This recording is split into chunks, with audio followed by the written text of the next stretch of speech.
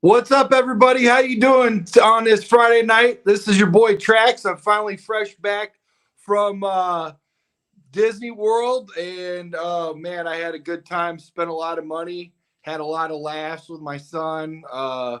Man, I'll tell you what, I got to start saving right now. A big nest egg just to get back there in probably another year. But great time. Uh, I missed all you guys and been working really hard to try to get people to come on. And we have a big time guest tonight, Shawn Sierra, and I'm so excited to have him on. His rise through the ranks and everything. We're gonna dive deep into that. Kind of get back into his, grassroots.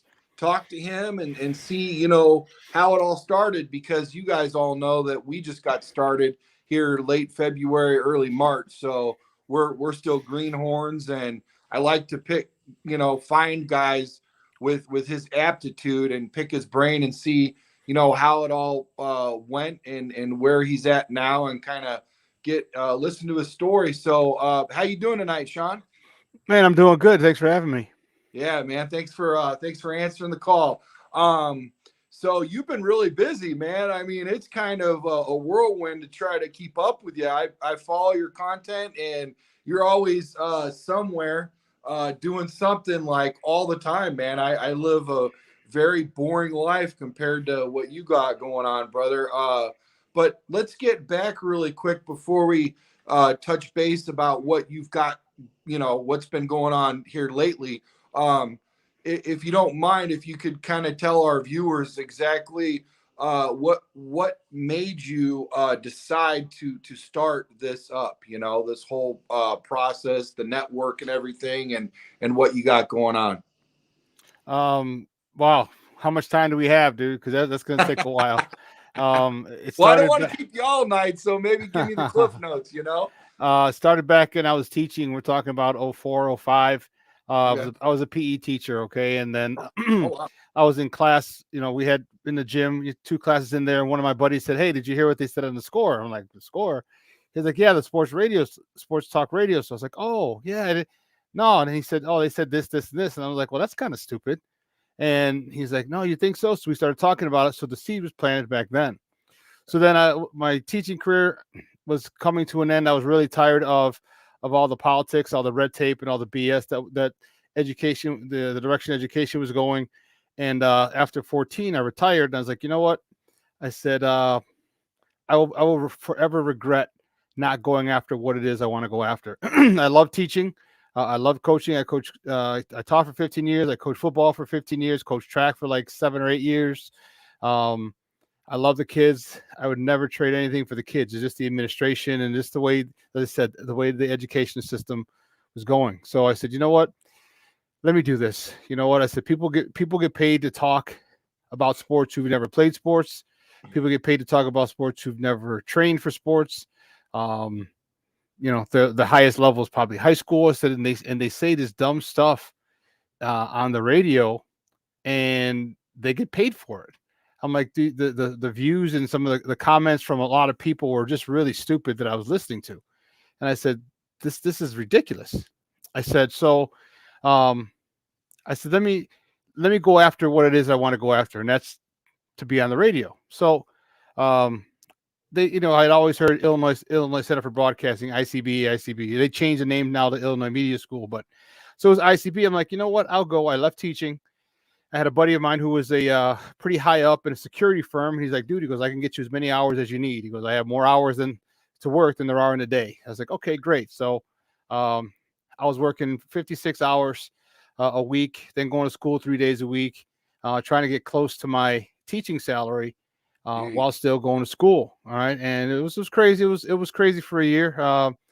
There'd be times I wouldn't come home for 2 days or 3 days because at the place I was working, 2550 North Lakeview, it used to be a hospital, and it was a condo building when I was working there. So they had showers in the basement. So I would literally go from one job to another. I was working at the University of Chicago, the overnight session, the little bookstores, and I'd get off at 3 in the morning, and then I would just drive over to 2550 North Lakeview, park my car in the underground parking lot, sleep in the car, 3-4 hours because I started at 8. Then I shower down there, and it just why? It's because I wanted to. I wanted to. I was going to make it work. And I realized everything in life is temporary. So whether it's good or bad, everything's temporary. So I was like, okay, I'll do this for a year. It's not a big deal. So sure enough, we did that, and then I tried getting it hired on at the Score, hired on at ESPN. Then that's when I realized how political this thing was. I wasn't part of the good old boy network. I'm very opinionated.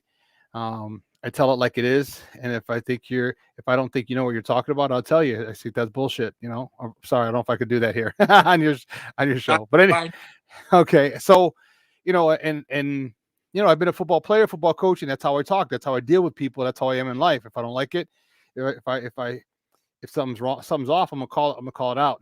And again, I wasn't part of the in crowd, and I didn't like the fact that there weren't a lot of minorities on the radio. There was one black guy on the Score, Lawrence Holmes.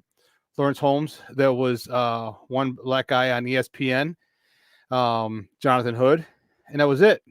They didn't have women at the time, nothing.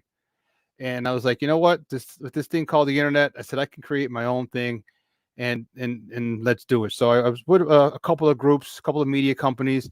The Rewind Sports 60 was the last one that I was with, and then when I left that one, I said, you know what? Let's go on my own. I was with Maya, my girl Maya Akai, and I said, let's do Shawn and Maya in the morning. So we did that, and I said, you know what? Why don't we be a platform for people who are talented but don't really have a place to go, who probably are never going to get a shot at ESPN or the Score or anything else because they're pretty much landlocked. And so I said, okay, so we did. So we started Shawn and Maya in the morning, and that was for about a year, and then we built Sports Zone Chicago a little bit after that, and that's where it came from. So anyone who has who believes that they're pretty good, all we provide is an opportunity. All right, whenever anyone who wants to come over, I don't promise them the world. I don't promise you're going to get X amount of millions of followers. I don't promise them you're going to make X amount of dollars. All I'm going to promise you is an opportunity to get exposure, and that's it. All right. If you're good, trust me, the people will decide if you're good or not. It'd be by the number of subscriptions, by the number of listeners, by the number of followers. Okay. That'll tell you whether or not you're good. So we did that, and it's been, man, about 3 years. All right. For Sports Zone Chicago, 2+. I'm not sure for 3. Yeah. Give or take almost 3 years. We've been doing this. So it's fun. I love it. I hate the days that I don't do the show. We do it Monday, Wednesday, Friday. We used to do it every day in the morning, but then the pandemic hit, and when there's no sports talk. So Yeah. we said, let's do it every other day just to kind of keep, so we did, and we stayed that way for about a year-ish, a little more. Well, no, like 2 years now since the pandemic. So, yes, that's how we started Sports Zone Chicago. And we're happy. If anyone's interested, and then we kept expanding. That's the one thing we wanted to do was keep expanding. So we were one of the first platforms with a mobile app. All right. So we have an app. So if people want to listen to us, you can download Sports Zone Chicago, wherever you get your apps from. And you could take us with you on the go. And we have articles there and everything. We just post different articles from various people. We don't steal them. They get their credit and everything. Of course we never want to do that. Then the last thing we did, the most recent thing I should say we did was Roku channel. So we have our own Roku. So anyone who has a Roku TV, you can download the Sports Zone Chicago tile. You see the tile right over here, and that's you can Google or you can search Sports Zone Chicago. It'll come up. You can download it and put it right next to HBO Max, Hulu, Netflix, Disney Plus, Stars, Showtime, whatever it is.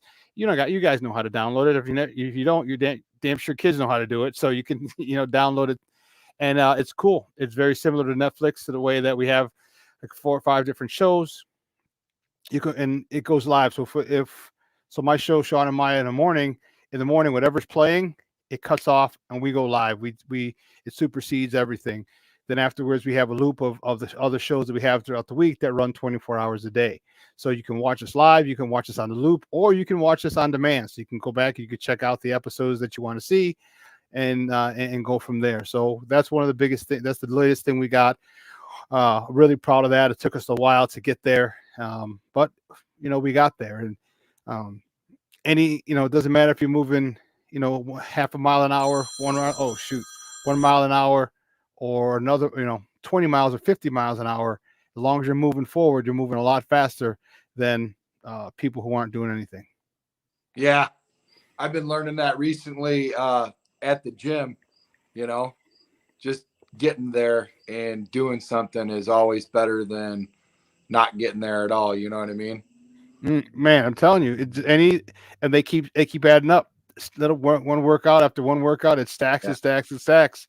yeah. Um, you know, I and you I seen you doing your CrossFit, man. That's pretty impressive, and all the goals and stuff they got up there, and all the stuff that's written down, whatever. And then what one of the times I seen you on, you were working at another job at a food fair, and you were like, man, I'm signing up for a show or for CrossFit like the next day or something, you know. Yeah, so my cousin has a security firm, and so during the summer, because what I do, like I trade stocks, I trade currency, so a lot of Wow. times I get bored, and so during the summer, my cousin has a security firm that they do a lot of the fests.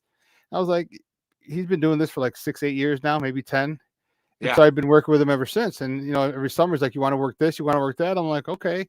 It's usually 10, 10, 12, 13 hours a day, which is fine. But I get to see the fest. I get to partake in it and whatever. Yeah. And so we were working the Windy City Smokeout 2 weeks ago. And, Wow. I'm a little older, if you couldn't tell. And so, like, he'll put me in like all the cool spots, like a kind of in the more important positions. Like I was by the entrance with the pit masters when they delivered the food and everything.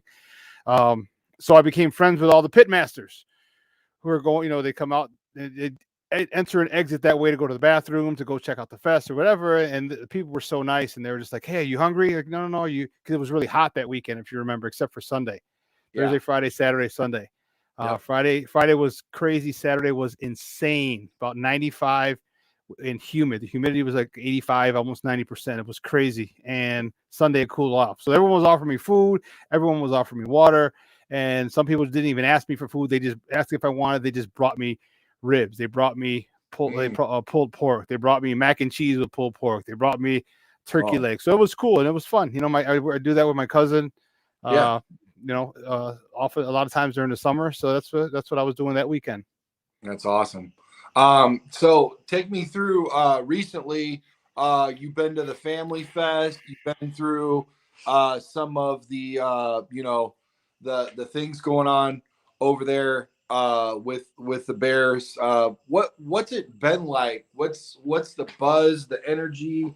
Do you feel more positive this year? Is there something going on? Because I'll be honest with you, when I look at it, I mean, preseason a few years ago, 5, 10 years ago or something, when I was in my 30s, right, Shawn, I would get like really, and then I do the fantasy too, right? So, but I'm like looking at stuff and I'm watching the preseason, and then you hear guys talk, and I get all, the 4-letter network gets on, and they start telling you this and that, and you get all hyped up, and then next thing you know, you get let down in the regular season. So I mean, you're a seasoned veteran. You've been around for a while. What are your eyes telling you out there? What are you seeing? As far as Justin Fields, the whole offensive line, the coaches, our team as a whole. Kind of take us through what you've been seeing out there. Well, I guess we are going to be here a long time, and I don't have a problem with it. um, Listen, here's why this is why you listen to people who you don't listen to people who've never played the game. You don't listen to people who've never coached the game. You don't listen to people who've been involved in putting together a team. Okay, like people are going to get mad, but it is what it is. People are going to have their opinions, and that's fine. All right, it's a free country. I don't have a problem with that. Okay, but when you start listening to people who have never been there, because what people do, or the biggest thing is, don't listen to people who don't follow your team. Okay, so Ah, Diana Rossini the other day on ESPN said the Bears are going to be the worst team in the NFL. Yeah. I cussed her out so bad at home. I'm like, you're just an idiot. All right. You're an idiot. And then Jeff Saturday came and said the same thing. I'm like, you're an idiot too. And Jeff Saturday played for the Oh, Indianapolis Colts. He was Peyton Manning's center. yep. And I'm like, you don't watch this team. All right. There's a lot of East Coast bias. You don't follow the Bears. And because we didn't sign a big um, big name free agent, okay, because we didn't sign a uh, 50-60 million dollar guy, that doesn't mean that our offseason was bad. Okay, it doesn't mean that at all. Um, what happens, here's the thing, and here's why you listen. This is why I tell you to listen to us, because I give it to you like it is. Right. I've been on both sides of it. I played football for 30 years. I coached it Yeah. for 16 years. All right. Yeah. I seen your I and you've got stacks of, I mean, like coaching, and I like you've played. It's hard to follow. There's so much stuff, so much content. So I mean, I know what you're saying. You're not just focused into one area that you did. You know what I'm saying? So I get what you're saying. You're so when well rounded. Yeah, and I'm not there for hot takes. I'm there to give you Yeah. the honest to goodness truth, and Yeah. from my perspective. Right. And so um this team's going to be good. Now, I'm not putting them in a Super Bowl. I'm not Right. putting them in the NFC Championship game. I might not even be putting them in the freaking playoffs. Okay? Right. But what I'm saying is that there's a culture that's being built. All right? Okay. And people who've never played sports, okay, won't get it. You should get it, because if you have the same thing at work. A culture's trying to be built. Okay. But if you played sports, you'll understand, especially if you played on good teams, championship teams, you'll understand the culture of whatever sport team it is that you're playing with. Right. They're developing that. Okay. The coach Eberflus, Ryan Poles, they're developing this culture for this team. All right. So you're getting a whole bunch of guys. They do a lot of bonding. Okay. And the teams that I've been that have been championship caliber, whether it was players, the teams that I was playing on, or the teams that I was coaching, we always hung out together a lot. Okay, the last team I played for was a semi-pro team, and we won 2 national championships back in 2006, 2008. Went down to Florida, beat teams out of Ohio, Wow. and the teams and the things we would do after practice. We would sit there and drink. We'd sit there and drink beer after practice for 2 hours. We sit there and drink. So we practice. We get over like 8-ish, 8:30-ish, and we'd still stay at the park till 10, 1, 2, 3 in the morning. To the point where a lot of our significant others didn't believe we were literally there. We thought we were out doing other stuff. And so every week or so, every couple of weeks, you'd see another significant other come and just hang to see, like, are you guys really doing this? And we'd stay there till 12, 1 o'clock, and like, all right, I'm never coming back again. But I'm saying, but that was the thing, is our bonding. All right, Yeah. and that's what this Bears team is doing. That's what Ryan Poles is doing. Remember, if you saw before during the offseason, they were at Wrigley Field. All right, they were in the batting cages. They were underneath in the tunnel.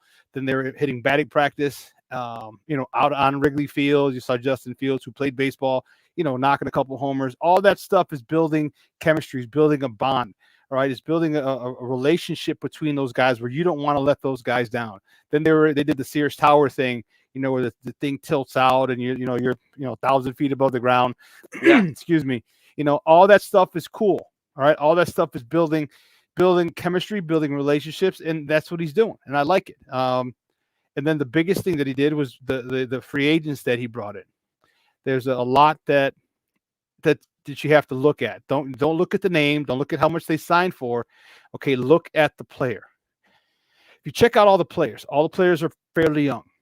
Okay, none of the players have had a big contract. He brought in no big names. Larry Ogunjobu was probably the most established of the people he signed, or tried to sign, but that didn't go through Yeah. because of the physical. Okay. Yeah. So all these guys are young. Some of these guys are people he has history with. But all Right. these guys are looking for their big contract. All these guys are looking for pretty much a contract. Okay. Right. So you got guys who are fighting. You got guys who are going to do everything they can.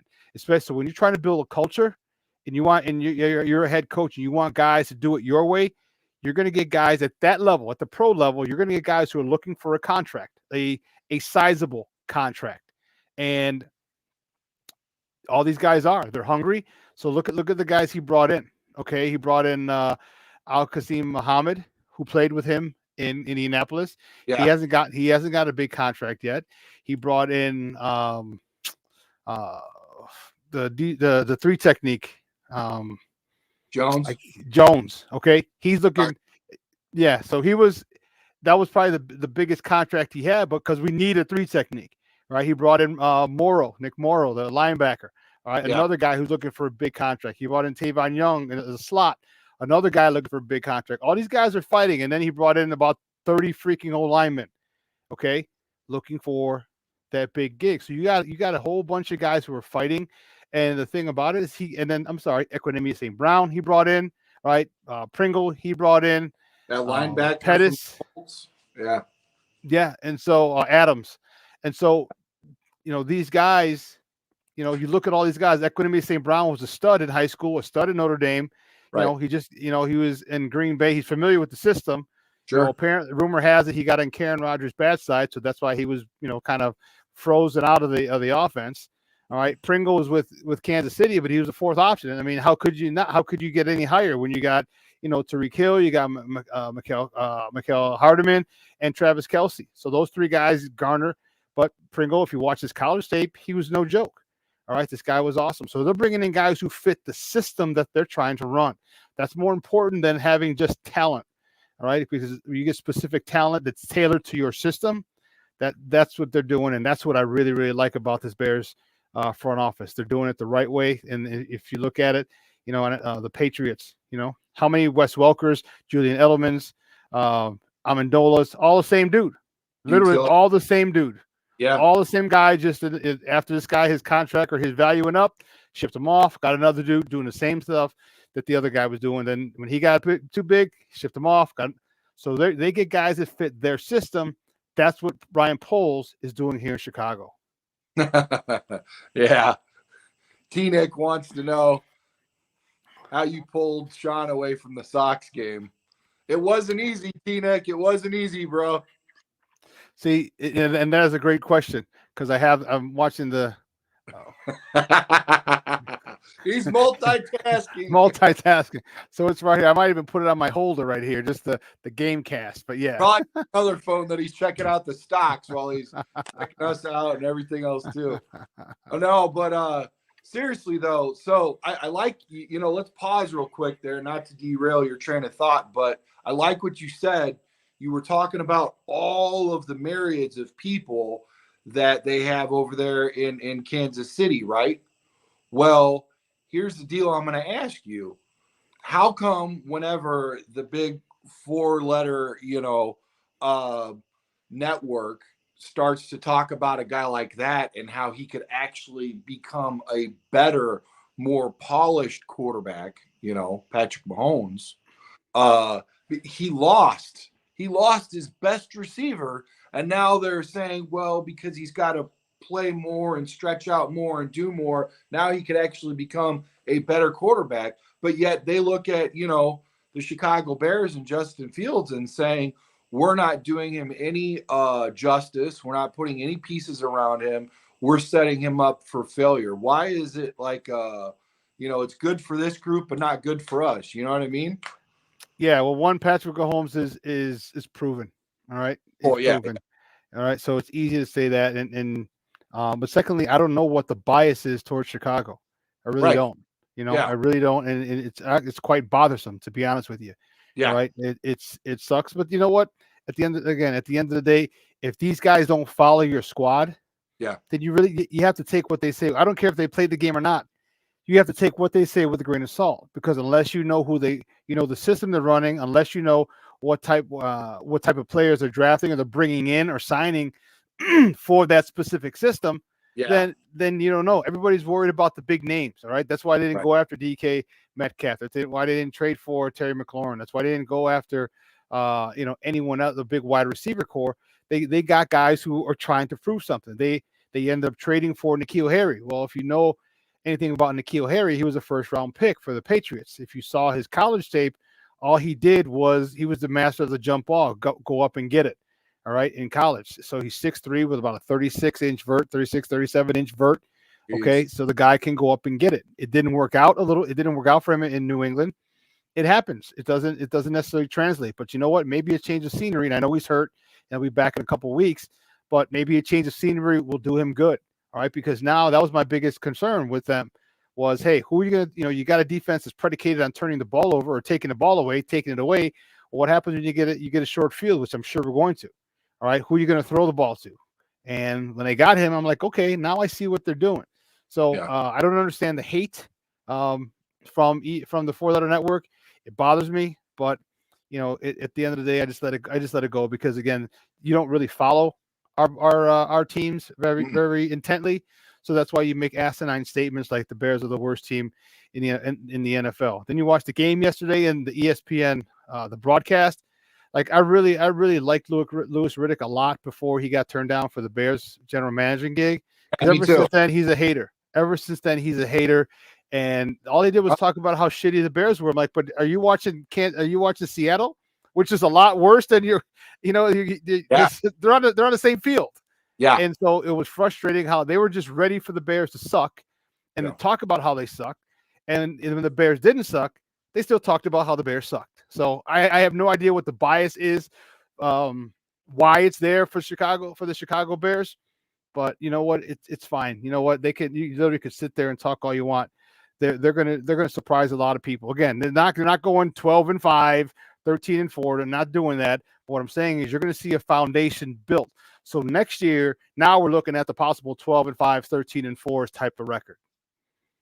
As a polished player, you said, what did you say? Multiple years national champion for semi-pro down in Yeah. Florida. Flat. So Hmm. when you hear stuff like that against your team, does that drive you further, or are you the type of player that just tunes it out and don't even really listen to it, or do you like to hear it to get you motivated more? You know what I mean? For what do you mean when I hear When it? if they were saying the same thing about your team, like we're talking about the bias, not now we've got people at ESPN and different areas that are saying bad things about the Bears and just not really looking at us positively. When you hear that kind of stuff come out and they put your team that you play for in a negative light, and you hear that, does that make you play up as a player?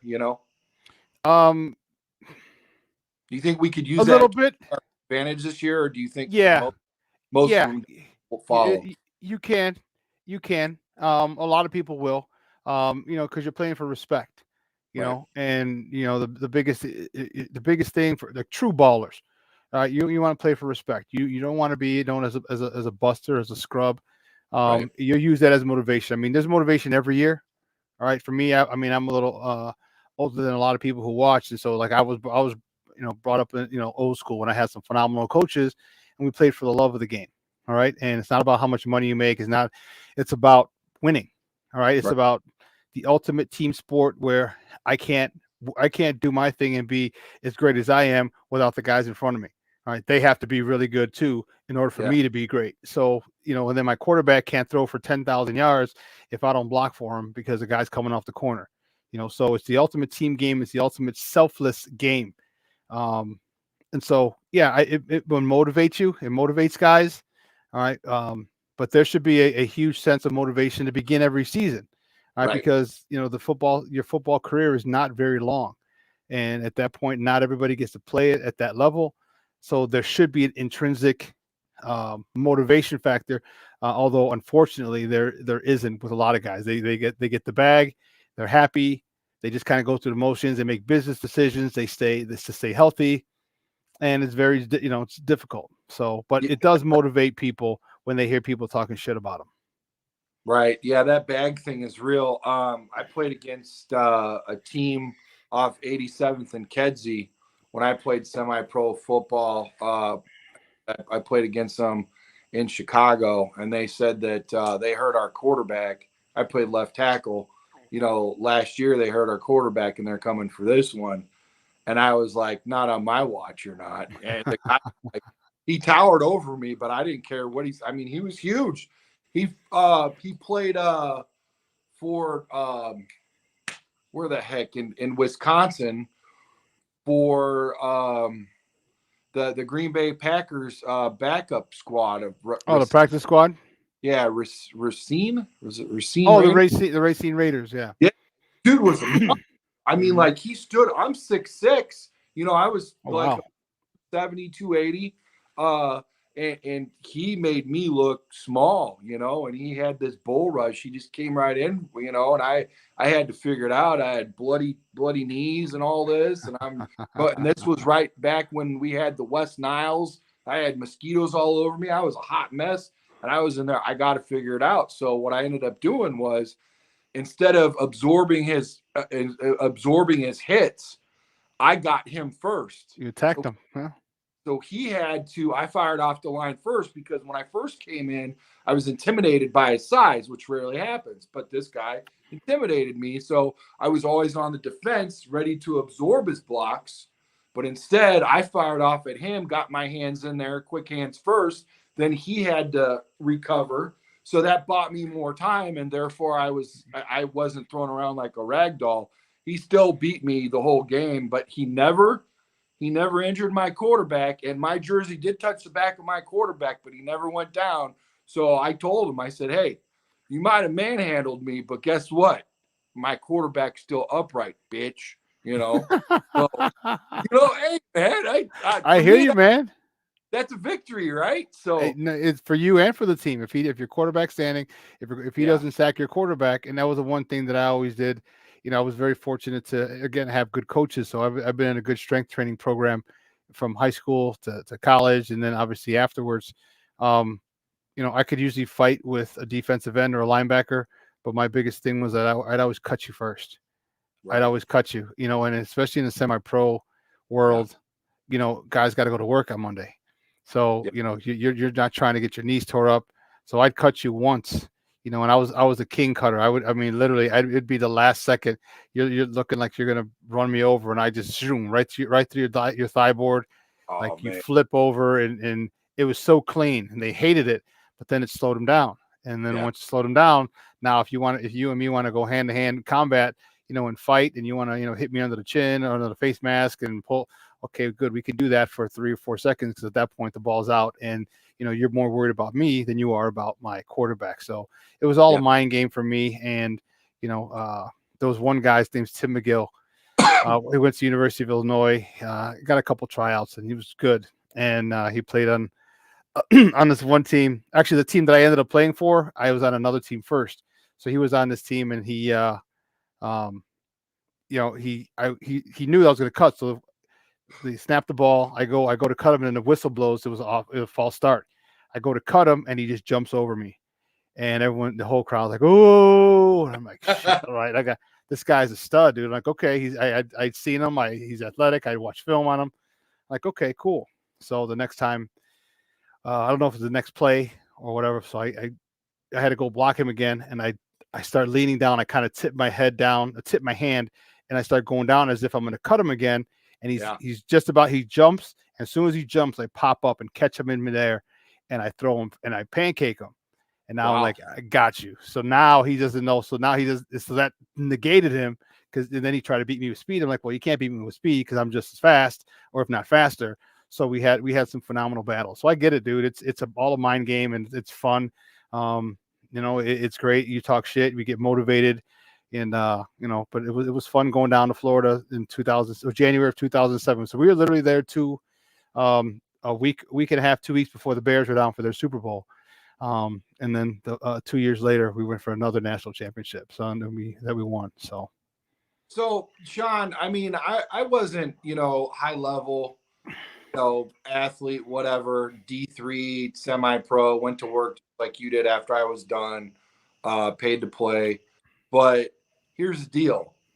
I do know one thing for certain that, you look at a guy like the offensive lineman that just got switched over to right guard Tevin Jenkins. Jenkins. Yeah. So like I've been asked to do that before, and a lot of people don't really understand it. And I try to explain to them basically what you're asking somebody to do. If you are right-handed and you're right footed, it meaning you lead with your dominant is your right foot and you step out, that's your power line, foot. And that's where your balance is at, as like a skateboarder, a surfer, a snowboarder, whatever. You're basically asking that person what they've been doing their whole life to flip it and use the other side of their brain and catch the balance off that and be able to withstand 300 something pound guys, linebackers coming in, defensive backs coming in off at the C gap, way out there, full speed, whatever. It's not as easy as they make it look, bro. I mean, or as they say. So, like this guy going over there to right guard, I'm not sure. I know in college, I believe he played right tackle. I don't know about He guard or did. whatever.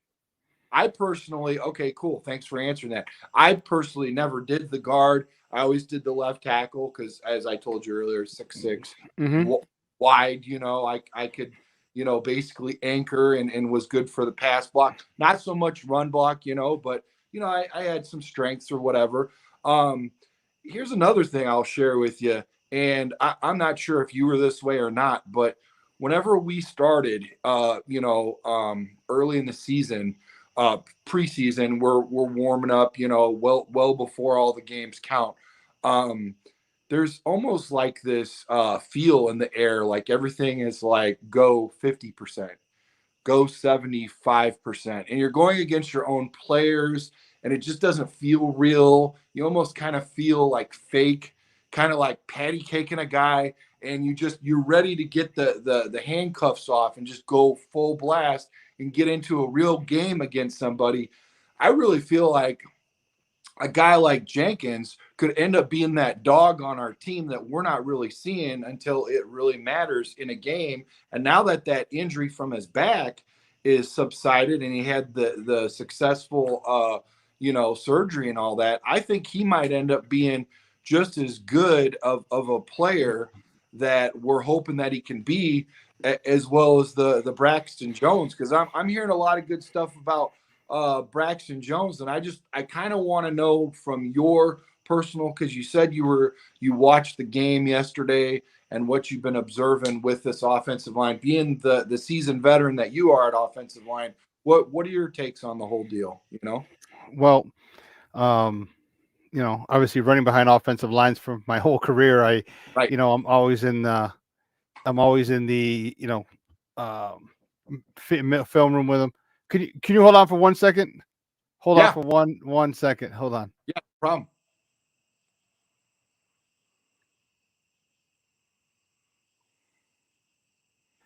Sorry about that. Oh, you're fine. It.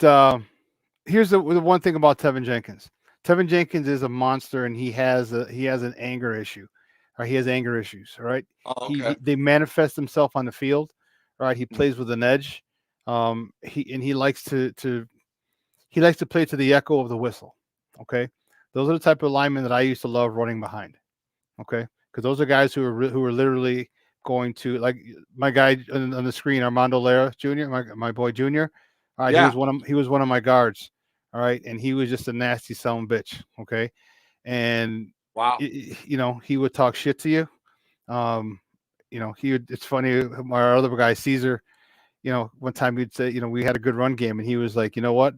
He goes, we're going to run it right here, and you're not going to stop it. He'd tell the defensive lineman that. I'm like, dude, what are you telling? He goes, because they don't know if I'm telling the truth or not. And then when we run by him, we run it right at that hole. He's like, I told you wouldn't stop it. So they talk a lot of shit.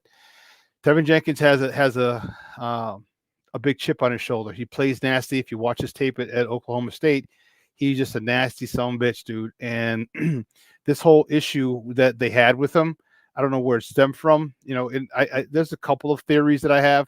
I just think it was a new regime coming in, implementing their ways, maybe not giving a shit about him the way that the other regime, because they jumped up to draft this guy. I don't think he felt the love, and they might have talked to you a certain way. They might have approached it different. And I can speak from experience because after my junior year in college, we had a phenomenal record. I went to Holy Cross in Worcester, Massachusetts. And so my first 3 years, I had 30 wins, 2 losses, and 1 tie. And so Gee. my head coach ended up taking the gig at Maryland after my junior year, and we got a new guy from. He was the offensive. He was a Holy Cross alum, but he had just come from Notre Dame, and he loved to tell us how he called the Sugar Bowl and Jerome Bettis was going crazy and blah blah blah blah blah blah. And he didn't really give a shit about the seniors because they weren't his. They had 3 years of indoctrination from another coach, blah blah blah blah blah. So I get where that could have come from. Yeah.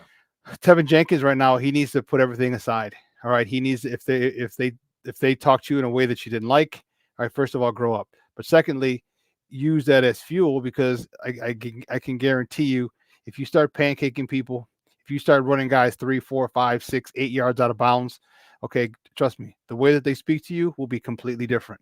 So he just needs to focus on playing.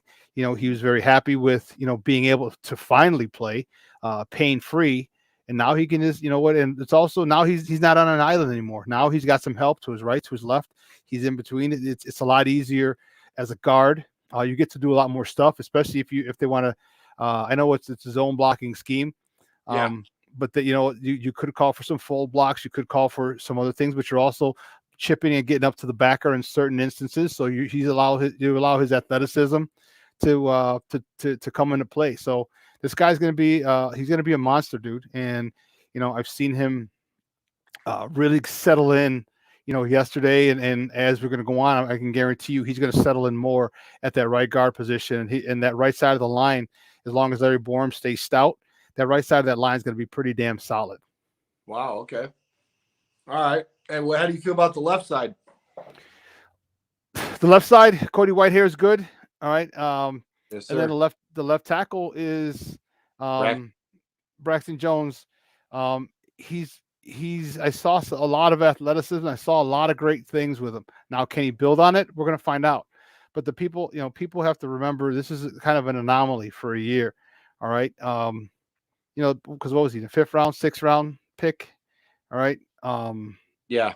He's not. So this year, when you start getting down to even the second round, 3rd round, everything gets kind of pushed back a lot because if you remember, the NCAA gave athletes an extra year of eligibility because of COVID. So there are a lot of guys who stayed and took advantage of that extra year. So if you're going to be a tweener, maybe a 5th or 6th rounder, well, you kind of stayed back. You got a little bigger, got a little stronger, maybe upped your draft stock. But that held back 2021's draft class till 2022. So there are a lot more people. So just because he was a 6th round pick, had he come out, he might have been a 3rd round pick. Okay, maybe a 2nd. So there's a lot of people who got pushed down. So don't get caught up this year. I don't want people to get caught up in, well, he was a 6th round pick or Jack Sanborn's an undrafted free agent. Well, guess what? There's only 7 rounds. All right. And then now you have an influx of talent that gets pushed into those 7 rounds where there's going to be an overspill. All right. You're going to have guys who are probably going to be 4th, 5th, 6th, or 7th round picks who are going to be undrafted free agents, like that Sanborn kid out of Wisconsin. So, Braxton Jones is one of those guys who just got pushed back a little bit because of that. But I've seen a lot of potential. All right. I mean, he got his ass handed to him on the first play or two because he got the bull rush. And that's where he's just got to get stronger. Right. He's got to get stronger. And, I often wondered, and I can ask you as an offensive lineman, why don't they teach you having you fire out, even on a pass block? Because once you kick back, well, guess what? The momentum that you have as a defensive lineman, okay, you can use because your offensive lineman is backing up, and you didn't have to anchor, and it's difficult. So if you fire it out and you hit and you stymie him, well, guess what? Well, now he doesn't have a head start. He can't use your momentum against you. I've always wondered why they taught pass blocking that way. I think because you're not going downfield, you're just firing out. Hold on, sorry, that's my that's US 30. I left that up. Sorry. So, it just, why do you think that is? Why do you think no one has ever tried it? Because I'll tell you what, if Bill Belichick tries it, if Bill Belichick has his offensive linemen do it, guess what? The rest of the NFL will do it within 1 year. Right. Exactly. What it's been explained to me at my positional coach was similar to, I'm sure you remember this. You watch Peyton Manning do this, boom, boom, boom, go all the way down the field, no huddle, right? I mean, just yards after yards after yards nonstop. Why ever go back to the huddle? right? Why? Mm-hmm. Well, there's something to do with the rhythm of the game, not giving too many people kind of like boxing, it's like a dance. You're in and out, you're changing things up. Even though, you're like if you're Tyson and you rely on your uppercut and all your power and your power line and just getting in there and I'll take my strength over your quickness or whatever and I'll beat you 9 times out of 10. You still every once in a while got to throw that left, that left cross or that jab or something to switch it up. I was told that. I agree with you. Also, there's something in there as far as energy, though, as far as conserving your energy. When you anchor back, it's not as much energy as if you're exploding off the line every time. And a lot of people try to read like hand in the dirt, your knuckles, are they white? Whites or not? Yeah, but Right. that's what Oh, I mean. Because if you had the same stance, yeah. right, and you're firing out every play, there's no way in God's green earth they're going to be able to tell whether or Well, not it's a pass or a run. Because yeah. once you fire out and you stalemate, now you can actually back up, and now the amount of space that he has to get a head start is Yes. diminished greatly. Yeah. It's literally one step as opposed to one or two steps, because on the snap of the ball, you're backing up, which creates space. He's got Right. that first step. Now he's got the second step. So he's hitting you on that third good step. But you hit him, Yeah. it stuns him. Now he's got one step to go at you, and it's not going to be very powerful, or not as powerful as if you I were pass blocking. So I just wondered, I never understood why they don't teach that, but I like it. I mean, I'm all for it. And I will be honest with you too. There are different things that I did personally that showed my fatigue level. And that might have been where my positional coach, and my center too, who I had to, he was our captain on the line, right? So I hmm listened to him too. I listened to the marching orders, what he wants, whatever. If he sees something, I scale back, I do this, whatever, watch this, watch that, you know.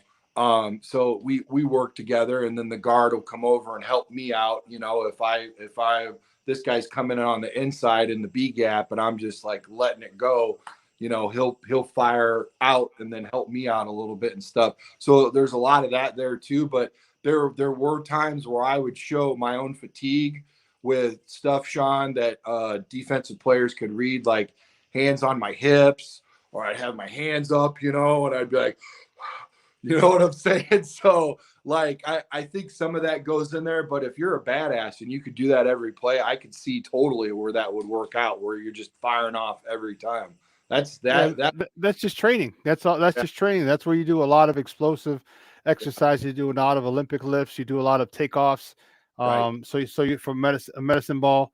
Um, you know, um, there's a lot you can do because it's just explosion, boom, explosion, relax. One of the things I used to do, and Junior can attest to this, is I would never let anyone help me up, ever, ever, Really, ever, ever, ever. really. It could be a 3 yard gain. Guys, I can't tell you how many times guys told me to fuck off, because they reached down to help me up. I'm like, I'm good, man. And I wasn't a jag about it. I was like, I'm good, man. Thanks. I was very polite. I'm good, man. Thanks. I'm good. Thank you. And like, I'm trying to help you up, motherfucker. I'm like, dude, I'm good. But I would, that time to get up off the ground, that's where I caught my rest.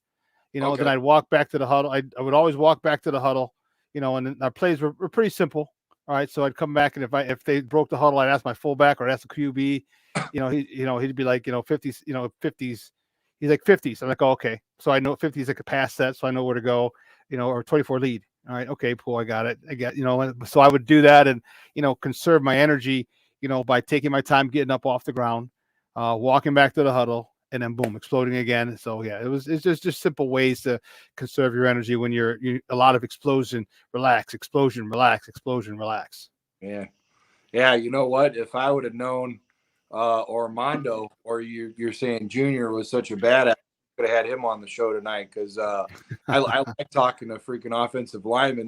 That's one thing that I like about talking with Lester and those guys. They always start their show on the inside and out. So that's why, Mhm. like, that's my honey hole. As soon as I hear that, I'm just like, oh baby, which Well, that's when I started hearing you talk, I thought for a minute, because I don't know all the ins and outs about Shawn. I almost thought for a minute that you played line, but I'm like, he's too small to play line. He looks more Yeah. like a back or something. Yeah. But you know, Yep. so Well, do you see yeah, my nickname, the Superback? So yeah, in yeah, in yeah. in college, so it's funny because people think, Northwestern uses that term now. Um, it was funny, but when we were in college, we ran the run and shoot at Holy Cross. Um, and it was, if you don't know what the run and shoot is, it's four wide receivers. If you remember the Barry Sanders offense, okay, but in Detroit, Yeah. all right, University of Houston with David Klingler and Andre Ware, and Charles Witherspoon was a running back then. So it was only one back in the backfield, okay, and so we had a couple different packages, but for the most part, it was four wides. And so the running back had to do everything. He had to obviously run the ball, but he also had to be in pass pro. He was also in various routes, so he had to do everything. All right, so that's what they nicknamed us the S backs, and the S back was called the super back. So then when I went on, after college, I got to go play professionally in Italy. I just kind of kept that nickname with me, and then when I went, played semi pro, it was, I just kept it as a super back. So a super back, I've been, super back since 1989.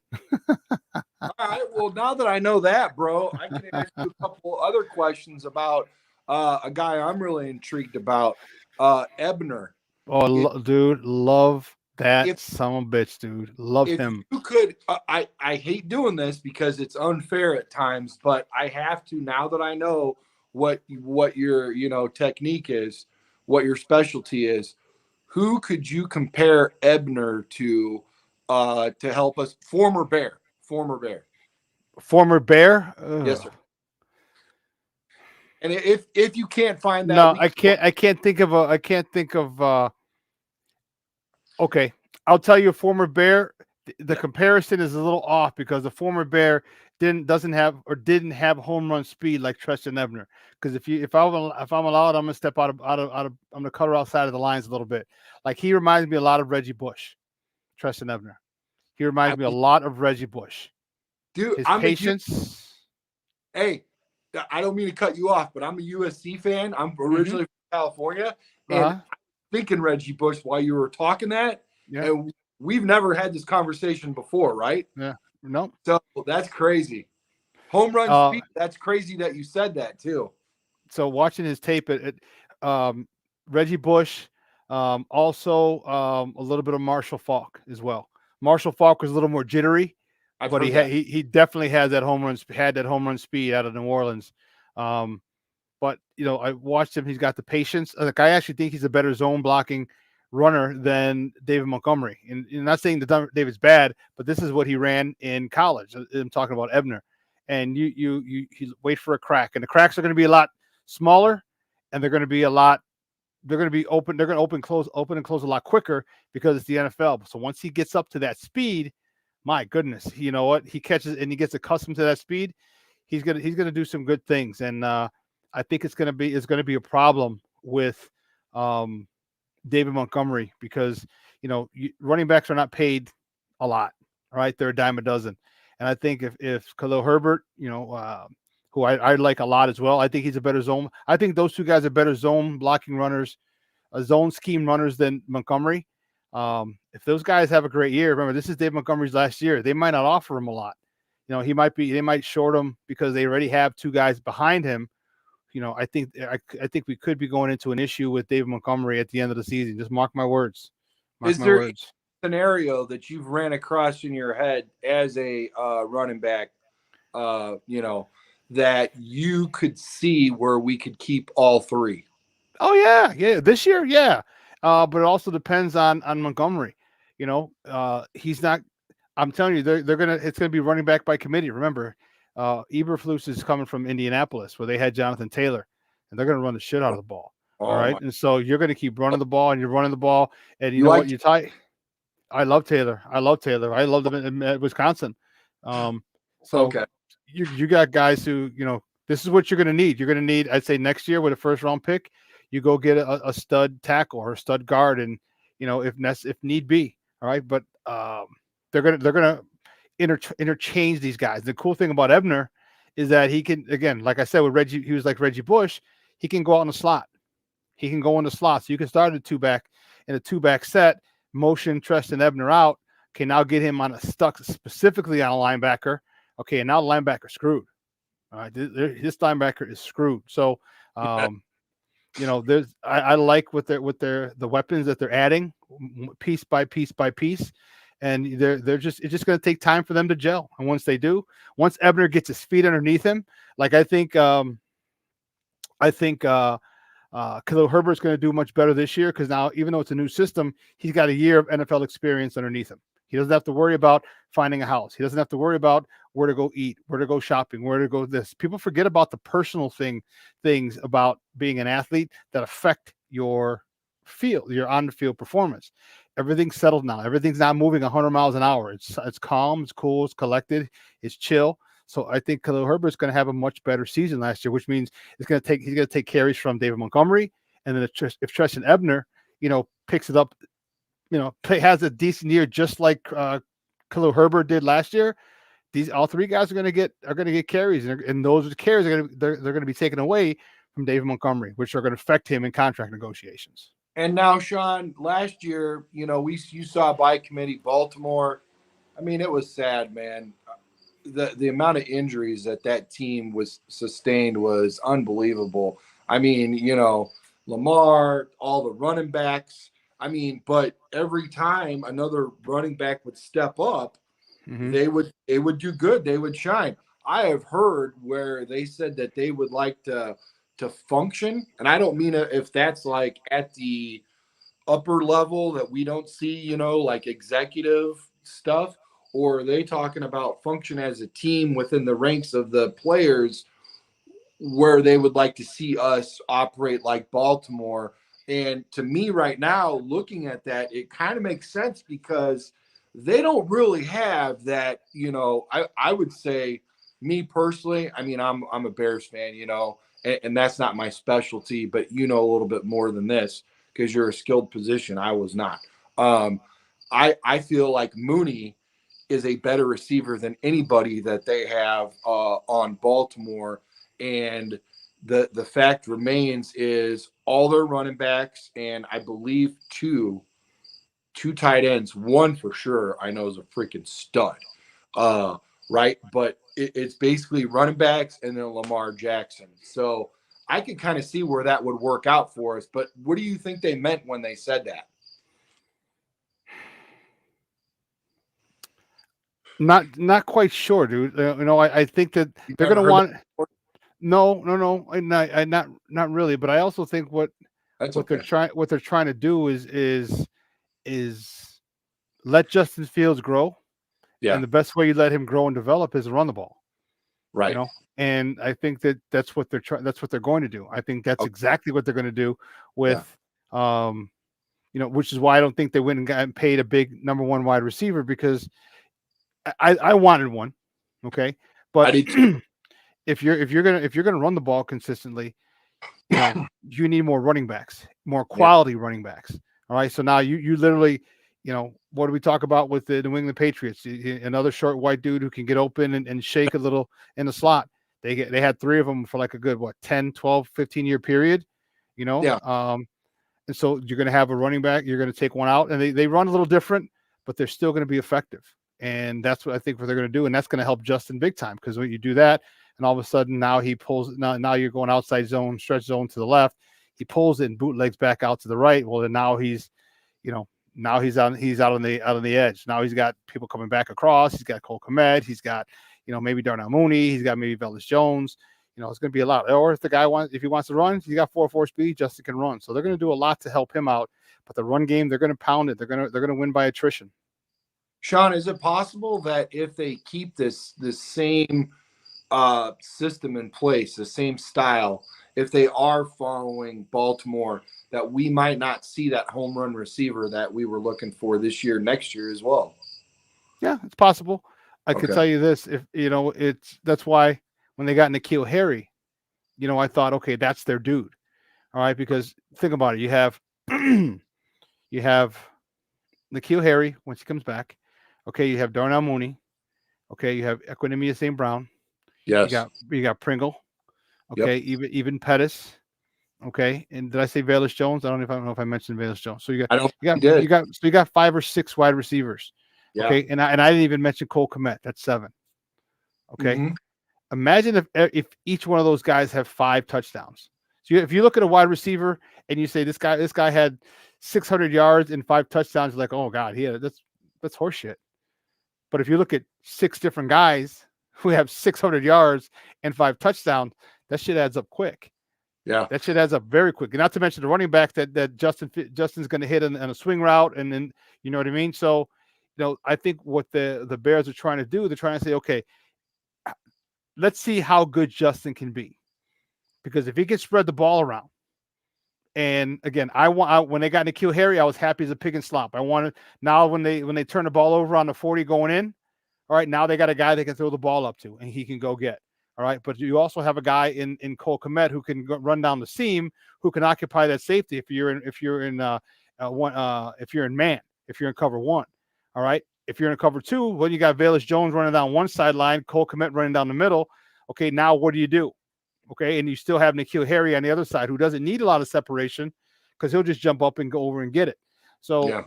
they're building what it seems like they're doing to me. It seems like they're getting a whole bunch of good number 2s. Okay, a whole bunch of good number 2 receivers. And again, let's not forget EQ St. Brown. I'm really anxious to see how well he does. Again, this dude's 6'5". He's another one with a 36, 38-inch vert. He was a freak of nature coming out of high school.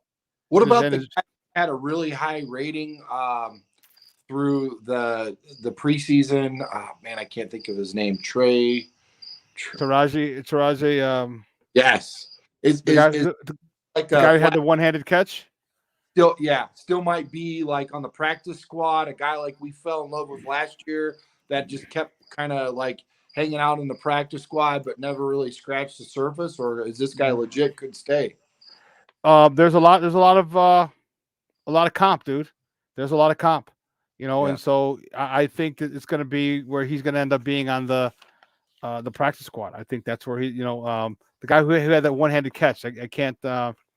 Oh goodness, I can't think of his name now to save my life. I'm trying to look for it.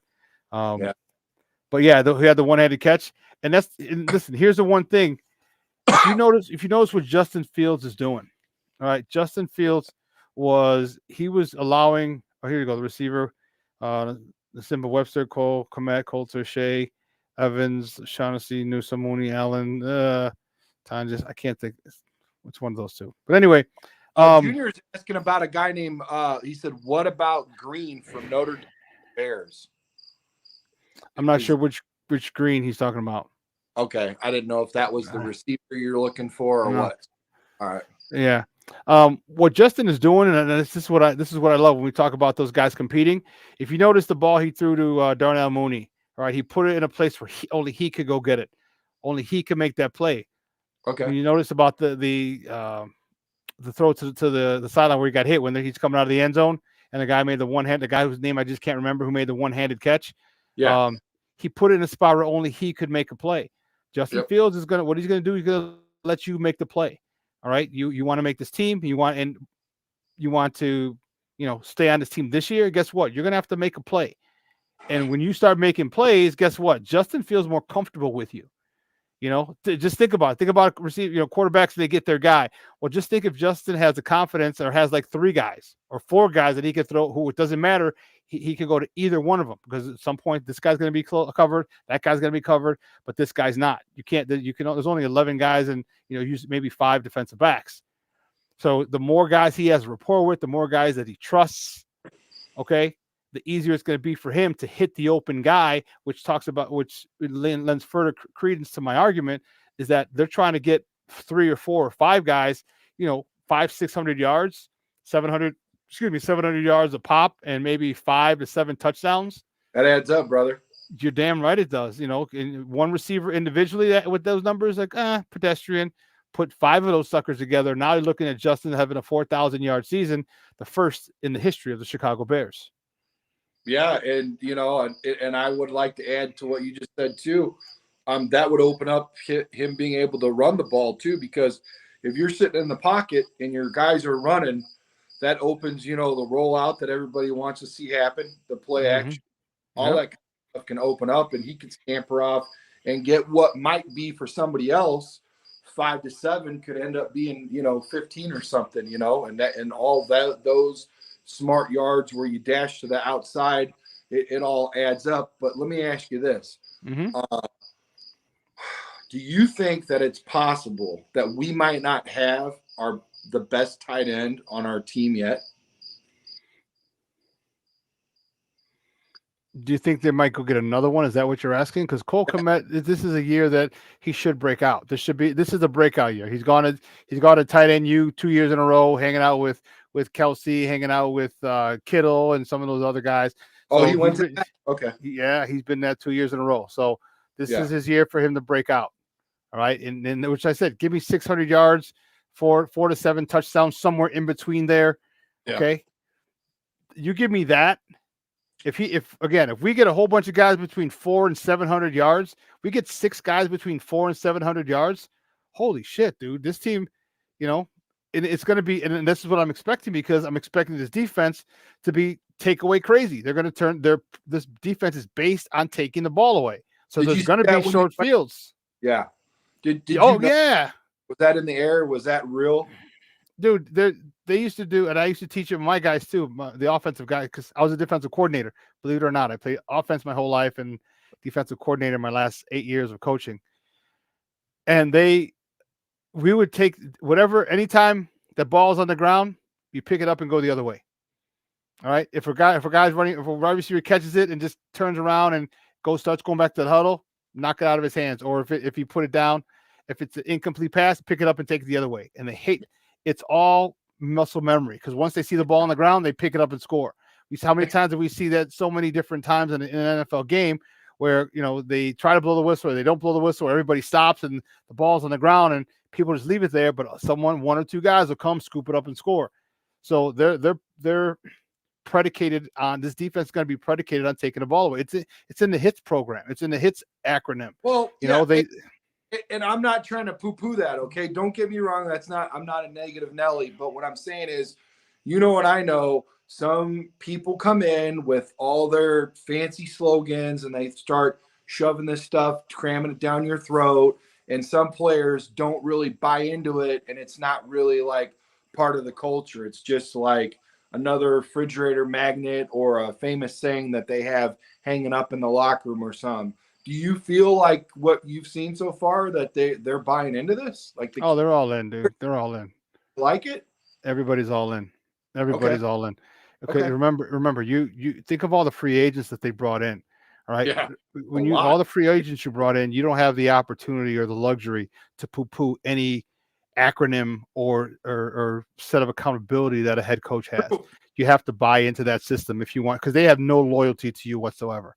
No, they don't have any loyalty to the guys who were here. Guys or something. We only had like 19 guys. It was like completely like almost an entire new team, bro. Yeah. Yeah. So you're a new team. You got to make a name for yourself, which means you got to do exactly what the head coach wants. So, dude, they're all in. If you don't believe me, I'll tell you this. There were 3 penalties yesterday. 3. When the hell was the last time the Bears had only 3 penalties in a game? Hell, we've had 3 false starts on a drive.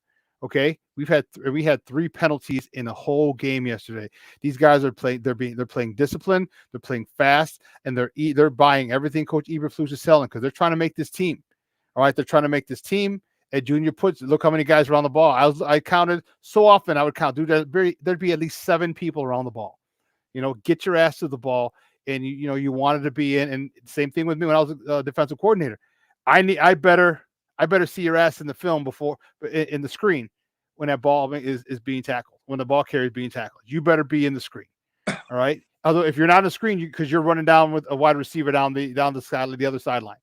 They're doing it. They're trying. What did we talk about earlier? These guys are trying to get a contract. Well, you can't get a contract if you don't make the team. So what do you got to do to make the team? You got to be in you got to be in special teams. You have to be around the ball all the time. I'm telling you, Jack Sanborn, that kid from Wisconsin, I can guarantee you he made the team. I shouldn't say guarantee. I am strongly convinced that he made the team with his first game. A pick, a fumble recovery, 7 tackles, 2 special teams tackles. Come on, man. It's what you want. So This is, you know, that's Exactly why Lester likes working with you, bro. Yeah, what do you want? I mean, that's lights out, bro. You can't ask for anything more than that. You know what I mean? yeah, yeah. So, yeah. So, basically, that pretty much wraps it up. I really didn't get a good feel for what your take is as far as wins and losses, what you see there. And we We don't can talk really need, about it. We huh? can talk about it. We can talk about it. Yeah, I mean, I kind of hate putting people on the spot, you know what I mean? But it is something that's talked about right now. You know, It's so not gonna. I'm not gonna burn. You know, no one's gonna burn in hell if we're wrong. You know what I mean? It's. no, I hate. I don't want to talk about it because I want to give my picks. Where the seasons. Shut the hell up. Who do you? What do you think? You know what I mean? It's. Keep it real. It's not. It's not. We're not solving fucking world hunger, dude. We're talking sports. You know what I mean? It's not. It's not. It's not a covert operation where we gotta use our pupils to get the information. Come on, dude. Yeah. yeah, If you want anything, just ask me, bro. The win loss record. I look at like this. I think they're going to win a minimum of 7 to 8 games. So they're going to be around 500.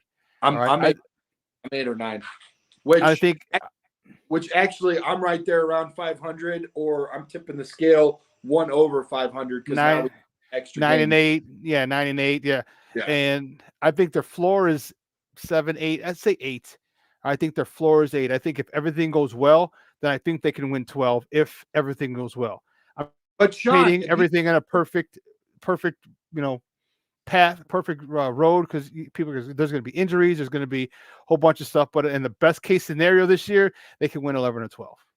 that's what I was going to ask you, because being a former defensive coordinator, you know that you are not counting, and neither is Vegas. I'm sorry, but they cannot count where Peanut Punch come in there and show these boys on the side how to do all that. And now, like you were saying, and Junior saying, everybody's swarming on the ball. And next thing you know, you knock one out because the guy is whimsical and not really paying it, and you pap. Next thing you know, that's an easy touchdown or Scope and field score. or run in or field goal, whatever. We got short fields and points are stacking up, and our offense is fresh. The only bad thing is your defense is right back out there again. You know what I mean? But what I'm saying is though, how do you really? And that's what I like what you just touched on, because it's beautifully said. 11 or 12 could happen, and I think that's what you're going off of. Not so much on whether Fields breaks for 1,500 yards rushing this year and throws for 4,000, but I think some of that might be predicated off our defense. That's what I think. A lot of it's going to be predicated off. Well, it has to be. Look what they did in the draft. All right, their first 2 draft picks were defensive players, I and one was of the. John. So was I, dude. I was cursing everyone, everything. I wanted Pickens from Pittsburgh. Well, Georgia, but he's the at Pittsburgh now. Fields connection, and then I wanted my boy from USC receiver out there. I was like, these are the kind of guys that I was like, let's go grab those guys. You know what I mean? Mm-hmm. But I wanted Watson. I was okay with the kid from Naperville. The kid in Indianapolis right now. Did the Green Bay got right? Watson went to Green Bay. Although apparently he's not doing. Karen Rogers is a little upset with the receivers up there. But I can't. Alec Pierce. Alec Pierce is the kid from I want to say Naperville. He went to Cincinnati. I would have liked him. But again, we got N'Keal Harry, and here's a chance for him to resurrect his career. He's been called a bust in New England. And here's a chance, dude. Here's a chance for you to resurrect your career, for you to get a nice little contract, maybe a 3-year, 4-year deal, all right, and kind of go from there. And you know what? All you can ask is for an opportunity.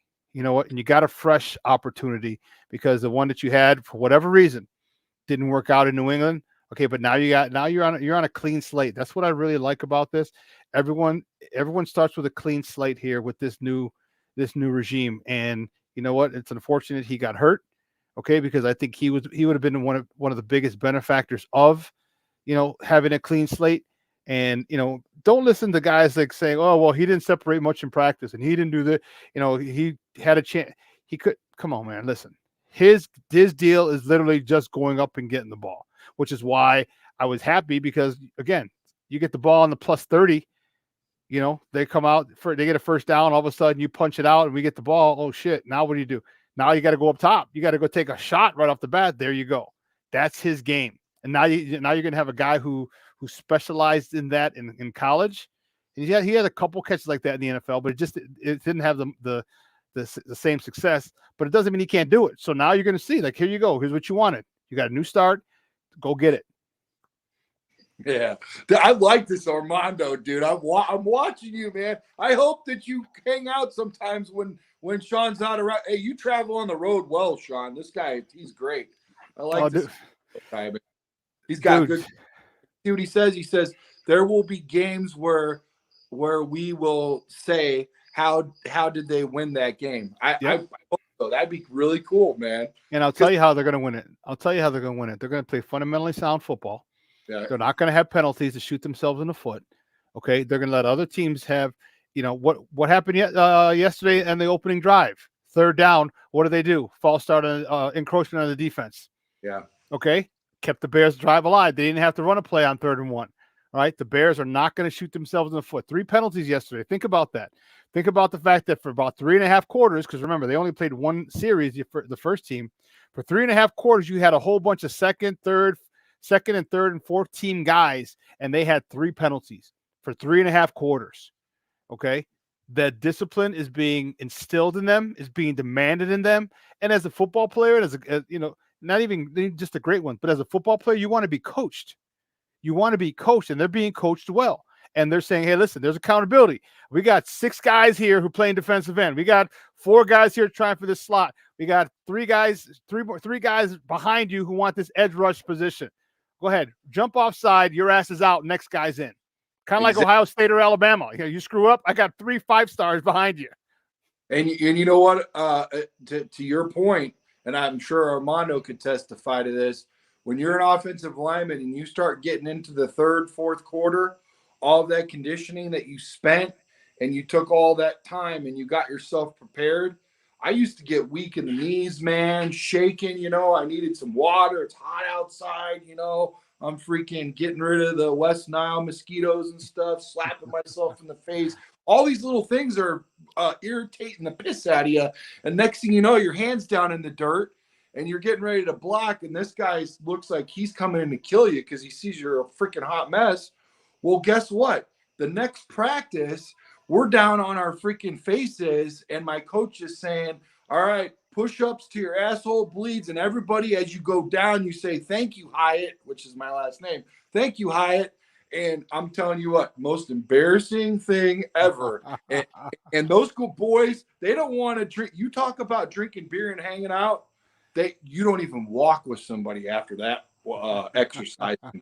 They don't want to be around you or nothing because everybody chest and their arms are rubber and you can't even walk. You're like, so many push-ups because of Hyatt. We're gonna beat his ass.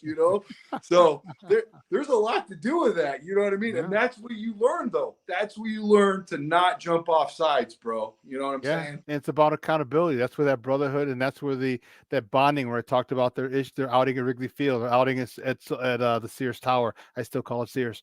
Because now you understand that me and you went through the same thing. Me and you went through the same conditioning. We went through the same off-season program. We went through the same, training camp. And I can't let you down because of the bond that we built. I can't let you down because, the worst thing, it. And if anyone's ever played football or even a sport, but most likely football, because if you get a touchdown and you get called because you're offside, or it gets called back because you're holding, or you get false start, you're like, everybody looks at you like, dude, we did everything right. We busted him on the right. We got him in the right coverage. Our dude beat him, and you screwed it up. You're just like, shit. That's the worst feeling in the world. Is like, man, dude. And that's why? Because that's accountability. Because you look at the guy like, damn, dude, I let you down. I let you down. I let you down. I let you down. And that's the last thing you want to do as a football player is let your boys and your brothers down. And I think to your what you said earlier, to go along with what you said earlier, that defensive end that came from the Colts, and AQM. Yeah, you started to see some of that happen where these guys were readily wanting to shift from the Colts, who are building something there, and it looks good. and now they've got, a quarterback. Now they're starting to, come over here because of a coach. So if he ran your dick into the dirt and it was too much, and like this guy's freaking, over his head, and he's just too much, and nobody wants to. But there were people that really want to just pick up their helmet and go follow this coach. That says Yep. something. You know It's what I like mean? that says a lot about the character of a coach when you got Yeah. guys who will follow you because one, they're comfortable with your system, but two, because they trust in you and they believe in you. Right? Right. They're not coming. This is the big boys, and we're talking about money here. And they're not gonna follow this guy if they know that they can't be successful and get a big contract. Okay, which means they trust this guy almost implicitly. And with Adams, even though he got his arm injury, I don't know if they confirmed it was a broken arm or wrist or not. I don't know what it was. And you got AQM, the same thing. That speaks volumes when guys say, "Hey, I'm going to follow this guy and hope so he can get me to a bag because I know in the system I'm going to kill." And I love, not just that, but I love playing for this guy. How can you not love playing for a guy like that? A defensive coach who's on your ass, who holds you accountable, who insists that you give all you got, and what do you get in return? You get turnovers. You know what I mean? You're shifting the momentum of the game, okay, by little things. One of my guys that I coached with at Curie, JJ, he said a coach told him this, and he never forgot it, and I never forgot it. He said, "Listen, if you take care of all the little things, there are no big things." Wow, that's good. You know, Yeah. position. Are you lined up out? Where are you supposed to be outside? Or are you supposed to be inside? If you're outside and you're head up on a guy, well, then you're not in position. That little thing, that one half a step to the left, keeps the receiver in front of you. You know what? Going for the securing a tackle, going for the punch out, alignment, assignment. You know what I mean? There's certain things. Those all the little things that you need to do. If you do all those, guess what? There are no big things. And you know what? I think that's what they love. Players, especially great players, but all players in general love to be coached, especially in football, and they love to be coached hard. And honestly, a lot of that's going to come to fruition. What you're saying, Sean, it'll be a testament as the season progresses because people will be able to see the shit house that we had before and what we're building now. And as the season progresses, if we do as well as we think they are, with a baseline of a start team of like a 19 player foundation and a bunch of 1 year, 2 year prove it or lose it misfits, and we Deals, all yeah. together, that is a testament to the hits. That is a testament to our coach. That is a testament to the GM and what we bringing in. And like you said earlier, the buzzword culture. So I'm wondering if this won't be the first wave of Colts that is willing to come on that is played for our coach right now. That would be really cool to see in the future. Now I saved the best for last, bro, and I Okay. had to. This is Okay. huge. You told me something that blew my mind. I was really excited, and you were excited when you let me know about it. You recently just had an amazing interview. And I've just you've got to be like so blessed to have that guy on. Doug Plank, man. Take me through what that was like, man. I'm going to go back and watch it now that you told me, but I want to get a little appetizer from you. That was earlier today, so that was literally 11 hours ago.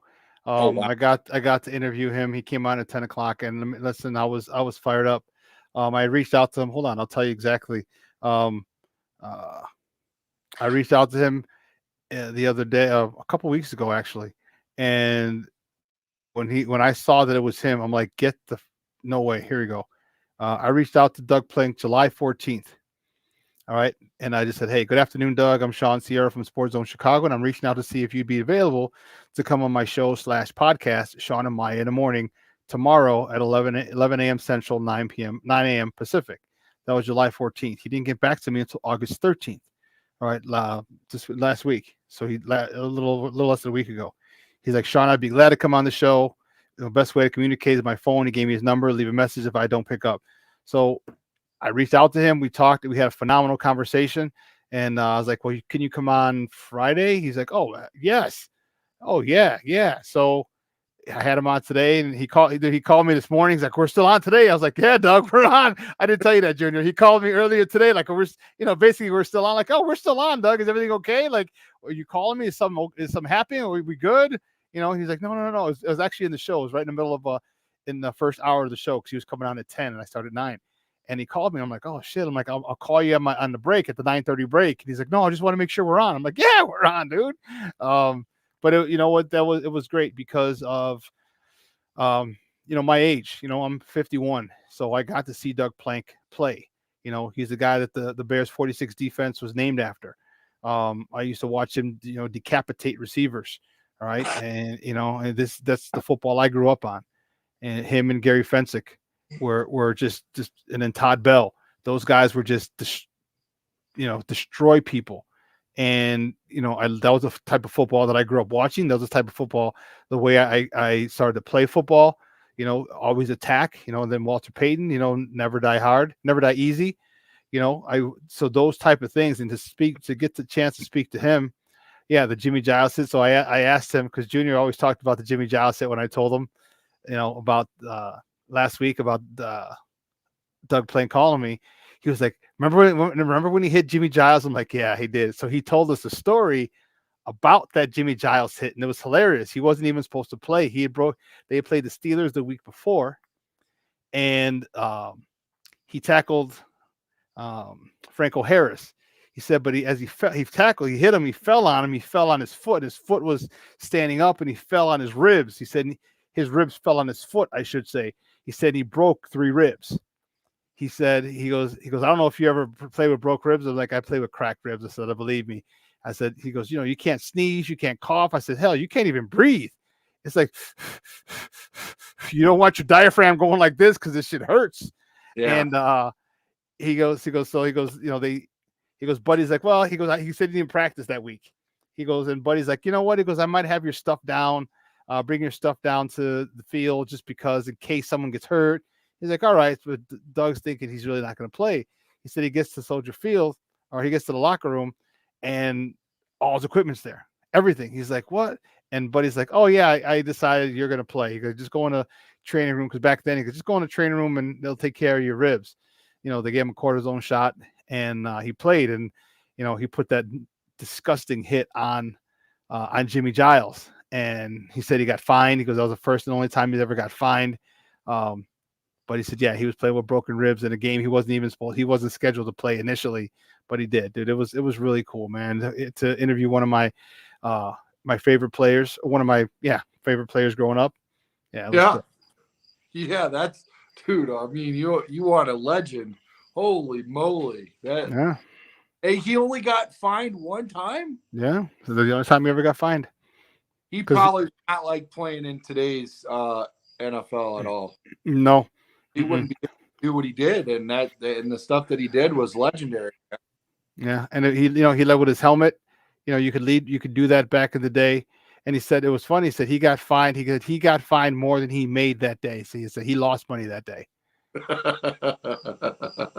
Oh yeah, definitely go check it out. Anyone else watching, go check it out.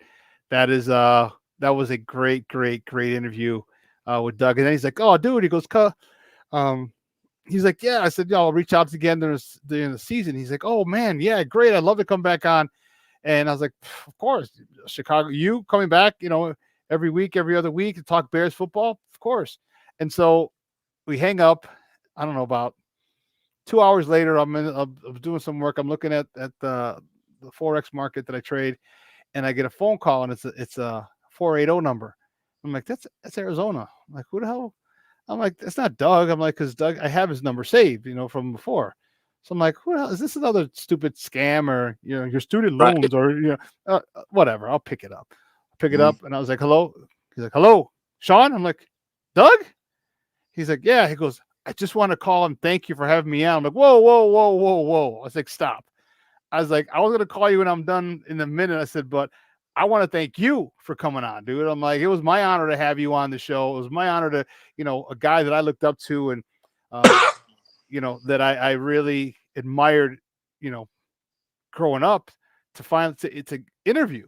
I said, the pleasure was all mine. I said, I appreciate that you like coming on the show. I said, but the pleasure was all mine, dude. I said, and then we kept getting fired up because we're both kind of old school, and we were Oh just yeah. talking, and dude, it was just awesome.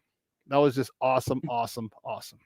Is that's like not even something that you would dream, when you started all this, that day would ever happen? I mean, honestly, did you think, or did you know that was going to happen, something like that? I've never been starstruck. So when I was in high school, I went to St. Rita High School, and my history teacher, my sophomore year history teacher, Mr. Miziora, um, he was pretty high in the Andy Frain company. So he actually ran all of Comiskey Park. That's when Comiskey was still up, and so he always had job fairs at St. Rita for guys who had to work. So I was like, wait a minute, I get to go to all these games and concerts, and I get paid for it. I'm like, shit, sign me up. So I got to work. I got to work all the stadiums. I never worked Wrigley because first of all, I lived on the South Side. Second of all, I wasn't a Cub fan. Third of all, I'm not taking the public transportation from 63rd in California to Clark and Addison, and then taking that shit back at night on a school night. This just wasn't happening. So Yeah. I never worked Wrigley Fields. Yeah. But I was able to meet Walter Payton. I was able to meet Michael Jordan. I was able to meet the Blackhawks, Dennis Savard, Doug Wilson, like all those guys back in the day. So I've never been starstruck. I've met I met Walter Payton. I met Michael Jordan. To me, there were no other people on this earth, on the face of this earth, walking this earth, that I held in higher esteem than Walter Payton and Michael Jordan. So, Yeah. and then I got to, I got to, a good buddy of mine was working the Players Gate. He was a couple of years older than me at St. Rita, and he worked the Players Gate, gate 3.5. So within like 3 months, you know how the good old boy network is, oh, you're a Rita kid? Okay, boom. I was from the second balcony. If you remember the old stadium, there were no escalators or elevators. You had to walk all the way up to the second balcony. So in like 3 months when I started, I'm down on the main floor. And so I check in and I just go hang out at gate 3.5 with my guy Jay. Big shout out to Jay Yusa, who lives out this way. And dude, you name it, anyone, think of 1987, 88, 89. It was 88 because 87, 88 season, because that was the last time the NBA All-Star game was here in Chicago, and I worked it. Dude, you name any star. Magic, met him. Larry, met him. Akeem, met him. Patrick Ewing, I met him. Dude, it was insane. And this was my guy's spot. And I would just sit there, I'm like, hey, what's going on, guys? What's going on? And so I got to meet all these stars. I met Gretzky didn't make it that year. But Mark Messier, Grant Fuhr, Ron Hextall, all these guys, hockey, basketball, you name it. So I've never been starstruck. I got a buddy of mine, his good friend is Michael Pena, the guy who was in Narcos and everything, who went to Hubbard, and I've never been starstruck. But I was kind of happy. This might have been the most or the closest I've been to starstruck or excited to talk to a. No, I take that back. When I interviewed Harold Baines, when I met Harold Baines, I was kind of gaga goo because that was my favorite. It's my favorite baseball player of all time, Harold Baines. So Harold Baines, and then when I got to see Doug Plank, because like I said, I love the fact that Doug Plank used to literally decapitate receivers, and I was like, that's awesome. Like that was football to me. Like, don't you dare come in here because you're getting carted off on a stretcher. I loved it. Yeah, my guy growing up with was Sayal, not Junior. Yeah, but and to me, you come off as there is no stage that is too big for Shawn. But looking back, starting your craft where you're at now, starting even in the beginnings where you saw yourself start to come up in all this. I mean, did you ever say to yourself, one day I'm going to have guys like Doug Plank on you know what I mean? Oh yeah. You did? Mm-hmm. Oh, man, that's cool.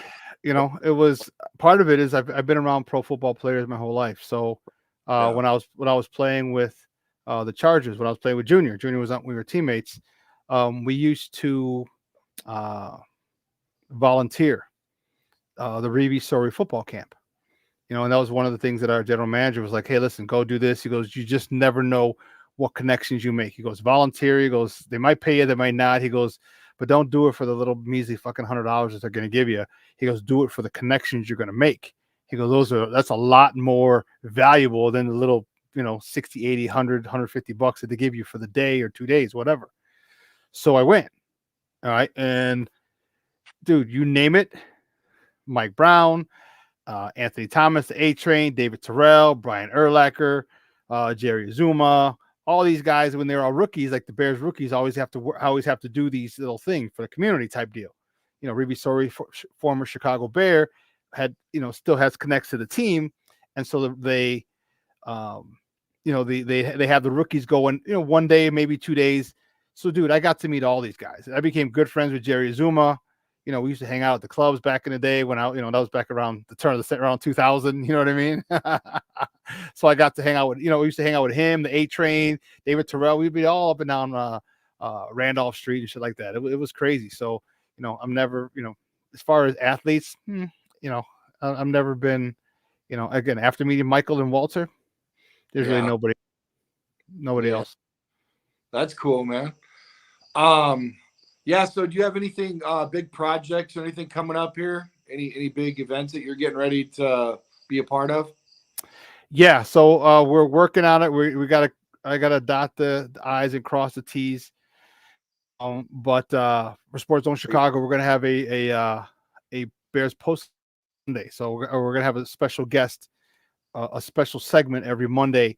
I can't say it because the contract isn't signed yet. So, but you're definitely going to want to tune in every Monday after Bears games for a former Chicago Bear who will come on a segment every day after the game. It's cool because we only play on Sundays, and then we have one Thursday night game, and then my show's on Fridays, so it's the day after, which is cool.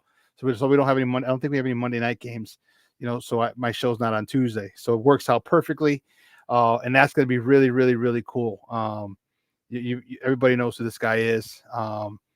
It's cool. So once that's signed, sealed, and official, then I'll definitely make the announcement on social media. But yeah, that's the biggest thing. One of the biggest things we got going now is our next that next segment with this former Chicago Bear. So I'm really fired up about it.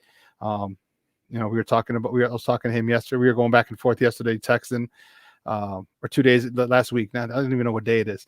Last week we were going back and forth, and he's like, "Yeah, I'm in." I'm like, "All right, we'll drop the contract." He's like, "Cool, send it over." So yeah, it's gonna be fun. Sports Show Chicago's moving in a really cool direction. Like I said, the Roku channel is huge.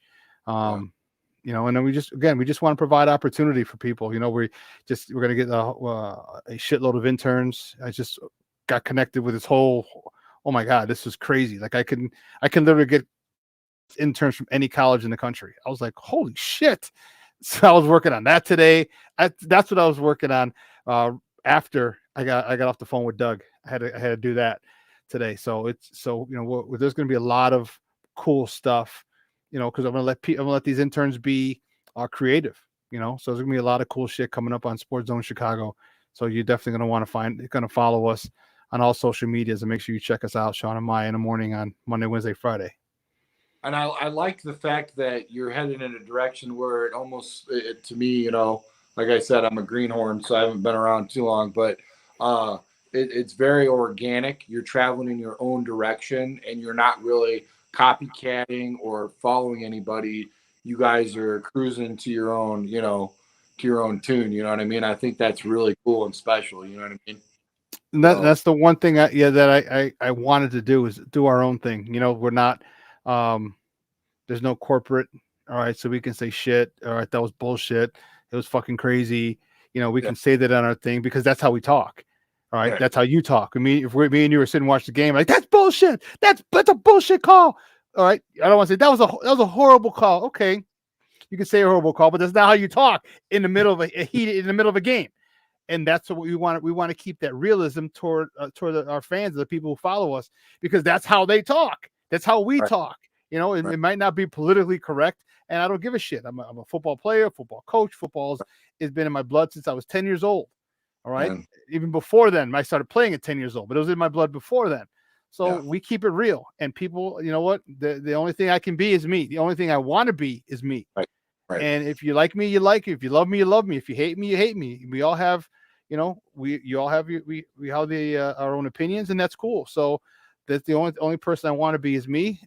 Luckily most people like me, unless you're talking about my exes, and then they have a they'll have a different story about it. But that's that's That's that's why for they're another day.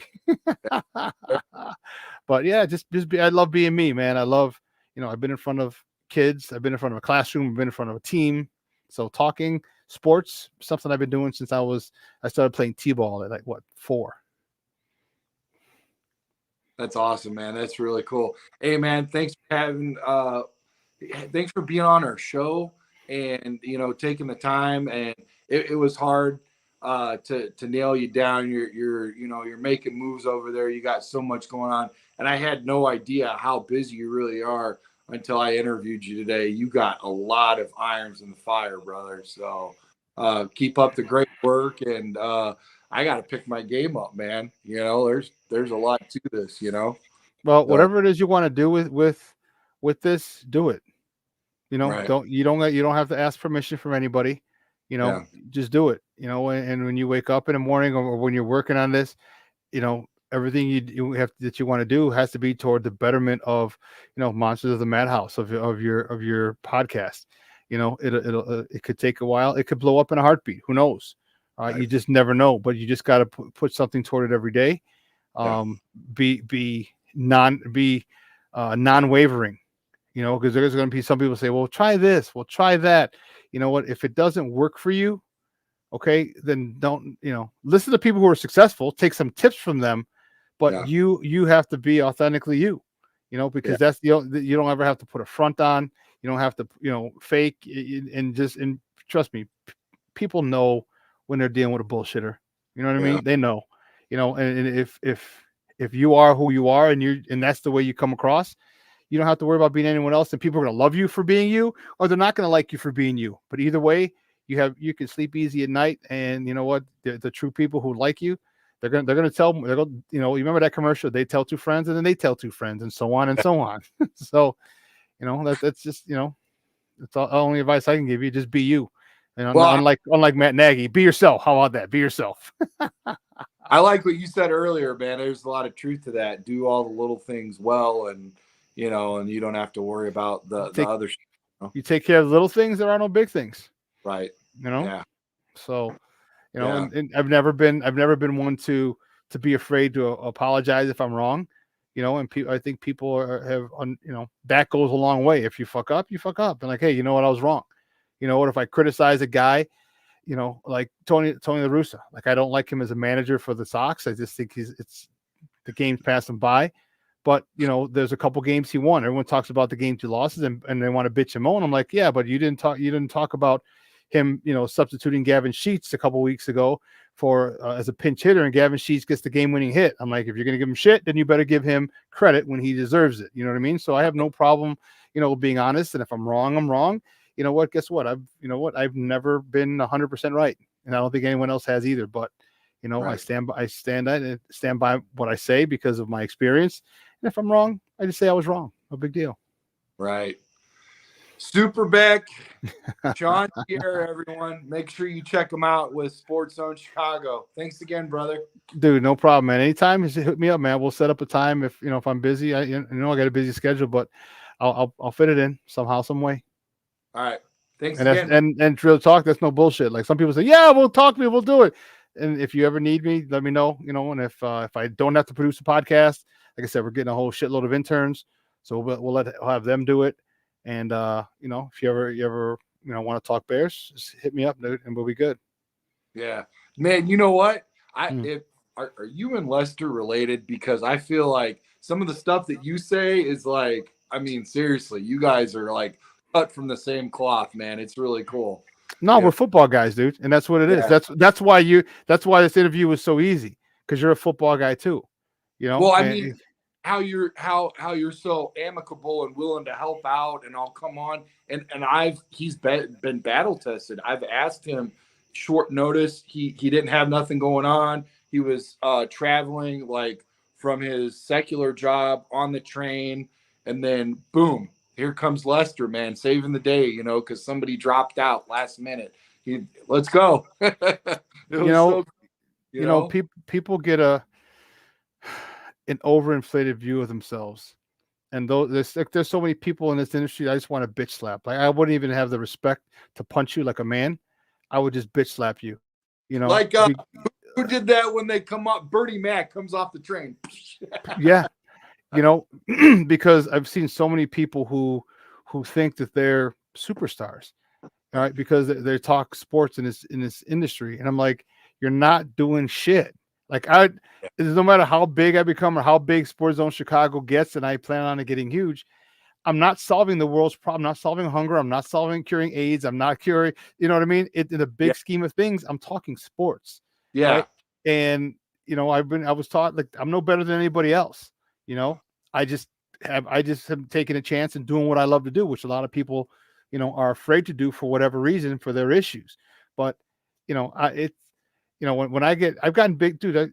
Part of the reason I guess is why I'm so amicable because I've been where you are. Where I had a first show. All right, I had a first 6 months that were kind of shitty and like, oh my god, my show sucks. I have one person watching that. Thanks, mom. You know what I mean? Like, it's I was there, but you know what? You don't give up. You don't stop. You don't. You know what? Fuck what everybody says. Oh, you're doing that stupid podcast again. Good luck with that. Like, I don't worry about it. Cool. You don't got to watch. You just keep doing it. And again, being me authentically who I am. People like me or they don't like me. People like me. Guess what? Like, oh my god, you got to check this guy out. He's, this guy, and that's all it was. And I just didn't stop. And everybody, I didn't, and I haven't big time anybody.